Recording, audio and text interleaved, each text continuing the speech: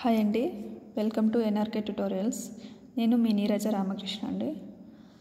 ఇవాళ మనం డిస్కస్ చేయబోయే బిట్స్ వచ్చేసి 6th, 7th and 8th class bits అండి. ఓకే, అందరు ఖచ్చితంగా ప్రాక్టీస్ చేయండి.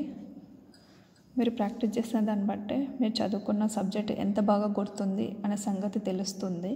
ఏవైనా మిస్టేక్స్ పోతే ఆ మిస్టేక్స్తో అక్కడే ఆపేయకుండా టెక్స్ట్ బుక్ ఓపెన్ చేసి ఎందుకు మిస్టేక్స్ అయినవని చెప్పేసి ఒకసారి రెక్టిఫై చేసుకోండి. అప్పుడు మాత్రమే మీకు ఆ క్వశ్చన్ అనేది చాలా బాగా గుర్తుంటుంది.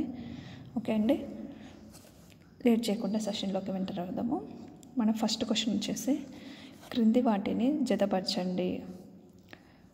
ఆప్షన్: గ్రద్దలు, కుక్క, సరీసృపాలు, గబ్బిలాలు. ఇవి జతపరచండి ఇచ్చిన కదండి. టూ కేటగిరీస్గా ఇచ్చిండు అన్నట్టు. ఇక్కడ ఆప్షన్ ఏ రుచి చూసి, ఆప్షన్ బి వినికిడి, ఆప్షన్ సి దృష్టి, ఆప్షన్ డి స్పర్శ, ఆప్షన్ ఈ వాసన. వీటితో జతపరచాలండి. ఏది రైట్ చూడండి ఒకసారి. Option 1, option 2, option 3, option 4.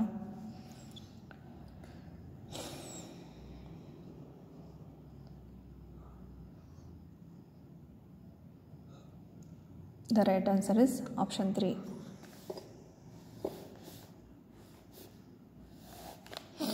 అంటే గ్రద్దలు ఎట్లా అంటే, మనకు గ్రద్దలు చాలా దాదాపు ఒక 3 to 5 కిలోమీటర్స్ డిస్టెన్స్లోనే అవి ఏమంటారు షార్ప్ ఐ స్పాట్ ఉంటుంది అన్నట్టు.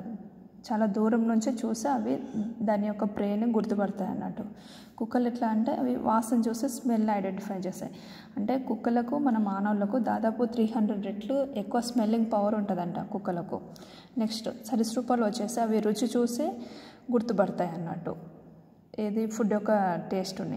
ఇంకోటి గబ్బిలాలు ఎట్లా, గబ్బిలాలు మనకు నిశాచరులు కదండి, రాత్రిపూటనే అవి బయటికి తిరుగుతూ ఉంటాయి. సో అవి ఎట్లా అంటే వినికిడి ద్వారా అన్నట్టు. Okay, next question. క్రింది వాటిలో ఏ జంతువుకు పొడవుగా జిగురుగా ఉండే నాలుక ఉంటుంది? Option A giraffe, option B కప్ప, option C crane fly, option D ఒంటె. Which is the right answer చూడండి ఒకసారి.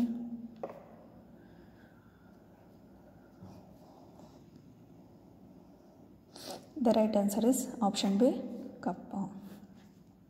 జిగురుగా ఉండే నాలుక ఉంటుందండి కప్పకి. అది తన యొక్క నాలుకని ఏదైనా చిన్న చిన్న కీటకాలు కానీ, పురుగులు కానీ, వాటర్లో కానీ, ఏదైనా గడ్డి పైన కానీ కనిపించినప్పుడు దాని నాలుకని ఇట్లా ముందుకు వదిలేసి ఏమంటారు ఆ కీటకాన్ని అనేది పట్టుకుంటుంది అన్నట్టు. ఆ నాలుక జిగురుగా ఉండడం వల్ల ఆ కీటకం అనేది తప్పించుకోకుండా దానికి అతుక్కొని ఉంటుంది. Okay, next question. ముక్కు బలంగా కొక్కెంలా ఉండే పక్షులు. ఆప్షన్ ఏ గ్రద్దలు, ఆప్షన్ బి రామచిలుకలు, ఆప్షన్ సి వడ్రంగి పిట్ట, ఆప్షన్ డి 1 మరియు 2. ఏది రైట్ ఆన్సర్ ఒకసారి చూడండి.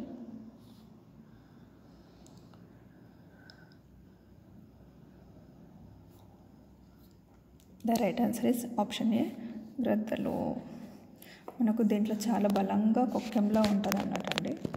ఓకే, ఇది తన యొక్క ప్రేలను చాలా ఏమంటారు హైట్ వరకు తీసుకొని వెళ్ళాలి కాబట్టి అది కొక్కంలో ఉంటే దాని శరీరానికి ఇలా గుచ్చేసి తీసుకొని వెళ్ళిపోతూ ఉంటుంది అన్నట్టు. Okay, next question. క్రింది వాటిలో దేనికి నోటిలో పండ్లు ఉంటాయి? ఆప్షన్ ఏ రాబందు, ఆప్షన్ బి చేప, ఆప్షన్ సి బాతు, ఆప్షన్ డి 2 మరియు 3. ఏది రైట్ ఆన్సర్ ఒకసారి చూడండి. ఏది రైట్ ఆన్సర్ చూడండి ఒకసారి. The right answer is option D. మనకు చేపకు బాతుల్లో తీత్ ఉంటాయండి. ఆ తీత్ ఏమంటారు దాని యొక్క బ్రెయిన్ని తినడానికి యూజ్ కాదు, అది ఫిల్ట్రేషన్ కోసము యూజ్ అవుతుంది అన్నట్టు. ఎందుకంటే మనకు ఈ రెండు వాటర్లో ఉన్న ఎనిమల్స్ని, చిన్న చిన్న చేపలని, కీటకాలని, పురుగులను పట్టుకొని తింటాయి కాబట్టి అవి వాటర్ నుంచి బయటికి తప్పించుకొని పోకుండా ఆ వాటర్ లోపల ఫిల్టర్ చేయడానికి వడపోత కోసము యూజ్ అవుతాయి అన్నట్టు. Okay, next question. హనీడ్యూ అనే పదార్థం వీటి నుండి లభించును? ఆప్షన్ ఏ పుష్పాలు, option B aphids, option C చీమలు, ఆప్షన్ డి తేనెపిట్ట. ఏది రైట్ ఆన్సర్ ఒకసారి చూడండి.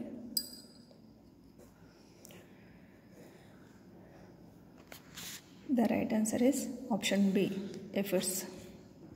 మనకు ఎఫిడ్స్ నుండి హనీడ్యూ అనే పదార్థం వస్తుందండి. ఇంకోటి మనకు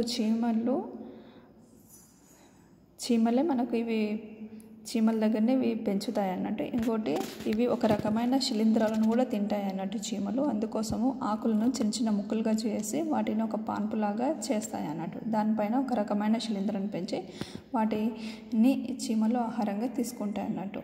ఇంకోటి ఈ చీమలే హనీడ్యూ అనే పదార్థం కోసం ఎఫిడ్స్ అనే కీటకాలను కూడా పెంచుతాయి అన్నట్టు. Okay, next question. షీరింగ్ అనే ప్రక్రియతో సంబంధం లేని అంశం. ఆప్షన్ ఏ కత్తెర, ఆప్షన్ బి వేడి నీరు, option C 2 and 4, option D గ్రీష్మ ఋతువు. ఏది రైట్ ఆన్సర్ చూడండి ఒకసారి. The right answer is option C 2 మరియు 4 అన్నట్టు. అంటే మనకి ఇక్కడ వేడి నీరు అవసరం లేదు, గ్రీష్మ ఋతువు కూడా కాదు అన్నట్టు.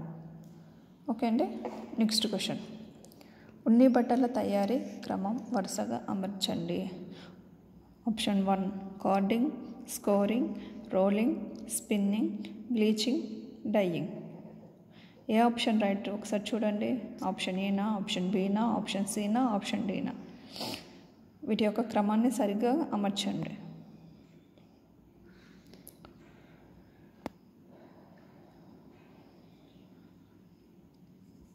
The right answer is option A. అంటే ఫస్ట్ మనకు వచ్చేసి ఏం చేస్తామంటే స్కోరింగ్ అంటే ఏంటండి, మనం కడుగుతాం అన్నట్టు. ఓకే, కడిగిన తర్వాత ఏం చేస్తాము, డైయింగ్ చేస్తాము. ఈ ఆప్షన్స్ ఉన్న ప్రకారం ఏం చేస్తామంటే ఫస్ట్ బ్లీచింగ్ చేస్తాం. బ్లీచింగ్లో ఏంది, కలర్ దానికి ఉన్నవి అంటే అది దానికి డిఫరెంట్ కలర్స్ ఉంటాయి కదా.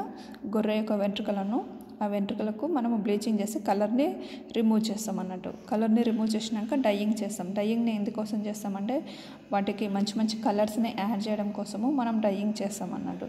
కలర్ వేసినాక ఏమవుతుంది, మొత్తం చిక్కులు పడుతుంది కాబట్టి దానిని దువ్వడానికి మనం కార్డింగ్ని యూజ్ చేస్తాం. మంచిగా నీట్గా దువ్వుతాం అన్నట్టు కార్డింగ్ ద్వారా. ఓకే, దువ్విన తర్వాత మనం ఏం చేస్తాం, వాటిని రోలింగ్ చేస్తాం అన్నట్టు.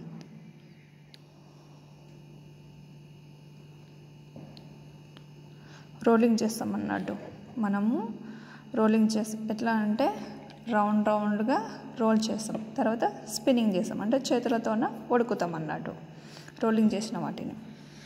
ఓకే అండి, అంటే నెక్స్ట్ క్వశ్చన్. ఇతడు చేసిన పరిశోధనల వలన పోషణలో ఆధునిక ఆలోచనలకు దారితీశాయి. ఎవరండి? ఆప్షన్ ఏ జేమ్స్ లిండా, ఆప్షన్ బి లెవోయిజరా, ఆప్షన్ సి ఫంకా, ఆప్షన్ డి ప్రెస్లియనా? ఏది రైట్ ఆన్సర్ ఒకసారి చూడండి.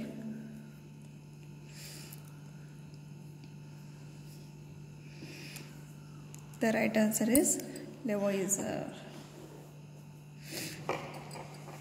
మనకి జేమ్స్ లిండా ఏం చెప్పిండండి, కొన్ని రకాల వ్యాధులు, కొన్ని రకాల ఏమంటారు తాజా ఫలాలు కూరగాయలను తినడం ద్వారా మనకు నయమవుతుందని ఈయన చెప్పాడు అన్నట్టు. ఈయన మనకి ఏం చేసిండంటే ప్రెస్లీ మనకు ఆక్సిజన్ కనిపెట్టిండు, గంటజాడి ప్రయోగం చేసిండు. ఓకే, ఈయన మనకు వచ్చేసి ఏం చేసిండండి, ఈయన మనకు 10th క్లాస్లో వస్తాడు అన్నట్టు ఫంక్. Okay, next question. సున్నప్రాయిని వేడి చేసినప్పుడు విడుదలయ్యే వాయువు స్థిరమైన వాయువు అని పేరు పెట్టిన వారు. Option A Lavoisier, option B van Helmont, option C Joseph Black, option D Priestley. ఏది రైట్ ఆన్సర్ ఒకసారి చూడండి.